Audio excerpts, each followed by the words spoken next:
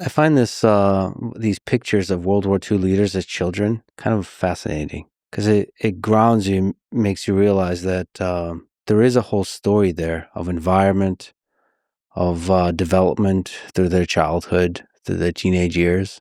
You just remember they're all kids, Mm. except Stalin. He was looking evil already when young. Well, people used to not smile in photos as well. So I think looking at historical photos of children, or sometimes even kids in other cultures, it's like, oh, why are they all so serious? Yeah. But our creepiness raters are also way off. So this is something that I've been interested in for a long time as well, is that we have this intuitive perception of whether or not somebody is trustworthy. And that intuitive perception, according to ample studies at this point, is not to be trusted. And one thing in particular is whether or not we think someone is creepy, including children. But usually the research is done, of course, on adult faces and with adults. And there's only recently did we even really define what that vague feeling of creepiness is. And it has a lot to do with just not following social norms. And this is something we see that transfers to other contexts, like why people are afraid of people with severe mental illness and psychosis. If you're on the bus or the tube in London and someone's talking to themselves and they're acting in an erratic way, we know that people are more likely to keep a distance. There was one study where they literally had a waiting room where they also had people with chairs. And the question was, how many chairs would you sit away from someone you know has a severe mental illness? And the answer is, you sit more chairs away. And there's a physical and psychological distancing that's happening there. And it's not because people with severe mental illness are inherently more violent or more dangerous. That is not actually what the research finds. It's that we perceive them as such because we perceive them as weird, basically. We go, this isn't how you're supposed to be behaving. And so I'm worried about this. And so I'm going to keep my distance. And so creepiness is much the same. And that's where you can totally misfire whom you perceive as creepy just because they're not acting in the way that you expect people to act in society. Well, what are the sort of concrete features that contribute to our creepiness metric? Is that meme accurate that when the person is attractive, you're less likely to label them as creepy? It depends. If they're too attractive, it can be. So there's there's effects that interact there. That's hilarious. And we also don't trust people potentially who are too attractive. But again, deviation from the norm. And so if you're deviating in any way, that can lead to, your assessment being more wrong, but also you assessing people as more negative.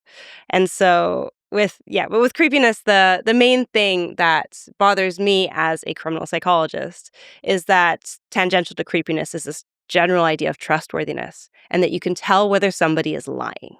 And I've done research on this, as have lots of other people. Like Aldert Fry is one of the leading researchers on deception detection, and he has found in so many studies that it's really hard to detect whether someone is lying reliably, and that people, especially police officers, people who do investigative interviewing, they have this high confidence level that they, because of their vast experience, can in fact tell whether the person across from them is lying to them, this witness, this suspect.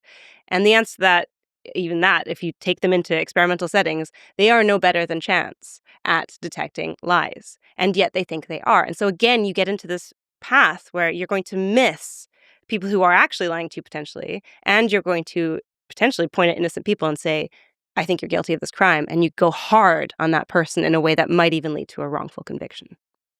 So it's the fact that it's very difficult to detect lies and overconfidence in policing creates a huge problem. Not just policing, in relationships and in lots of other contexts as well. I mean, a lot of jealousy is born out of uncertainty. Jealousy isn't, I know for sure that you have done something that is threatening our relationship. A lot of jealousy is what's in my head because I am assuming that you might be thinking or doing X. And that is also basically an exercise in lie detection. And there as well, we are very bad at it. Is there a combination of the dark tetrad and how good you are at lying? Like, are people with the certain traits, maybe psychopathy, are better at lying than others? There's definitely some research to support the idea that people with psychopathy are better at lying. There's also some research specifically on sort of faking good in, for example, parole decisions. So when it comes up to someone who is, there's a legal decision to be made as to whether this person is going to be released from prison or released from just detention in general. And then the person will act in a particular way sort of mimic a good prisoner, mimic someone who's safe to be released into society. And then the committee goes, oh, well, this person's doing great. And so they're ready to be released. And then they make the wrong decision because that person has been faking it. So I think with psychopathy, it's a bit complicated. There has been some sort of historically as well, some concern that certain treatment for psychopathy, especially empathy-focused treatment, makes people with psychopathy more likely to fake empathy and to weaponize it. But then there's other research which finds that if you use other kinds of interventions, it's like Jennifer Scheme in California, who does research on people with psychopathy who have committed severe crimes. And she specifically creates these treatment programs that aren't just around empathy, but they're more around almost learning the rules of society and convincing people that actually being pro-social is a better way to get what you want in life. And so there's a real need for tailored treatments to deal with especially certain kinds of personality traits, dark personality traits, to try and convince people basically, actually, being pro-social is the better path, rather than just going hard on, empathy and things that they don't maybe also see as faults with themselves. Is there a psychological cost to empathizing with so-called monsters? You reference Nietzsche in the book, gaze into the abyss gazes into you. If you study quote unquote evil or study monsters, you may a bit become that. Is there a danger of that? I don't think so. I think that's what people fear. So a lot of the Nietzsche quotes I use as well are, some of them I like because they speak to the chapters I write about, and the issues I write about. But some of them I also like because they are how people think about evil and people who are labeled evil. And I do think with gazing into the abyss and the abyss gazing back, it's more of you're trying to find it. And that's why in some ways that doesn't work actually, because it isn't a total blank. It isn't the abyss. There are in fact things that you can see, even if it's just superficially, and patterns you can recognize to help you and key decision makers, especially in legal settings, make better decisions around people like this. So when they see these patterns, they act a better way. So yeah, I get asked a lot as a criminal psychologist, do you carry the cases that you deal around with you? So some of the cases involve, huge amounts of witnesses, huge amounts of potential victims. And so in these cases, there are very visceral descriptions sometimes of heinous crimes. And I think that as someone who does this work, you can't be someone who sees it as anything other than a puzzle. So you have to look at it and go, here's the different pieces of information. What I am doing is pattern recognition. I'm not here to emotionally invest in each of these victims or potential victims. That's not my role. There's therapists for that. There's other people who do that work. I am here working with the police. I'm here working with lawyers. I'm here looking at it more sort of objectively to see how this all fits together. And so I think that's how I engage with it. I see it as this puzzle that I'm trying to figure out. I worry for my own brain that when I confront people and see them as a puzzle, which I do, I see the beauty in the puzzle. All the puzzles look beautiful to me.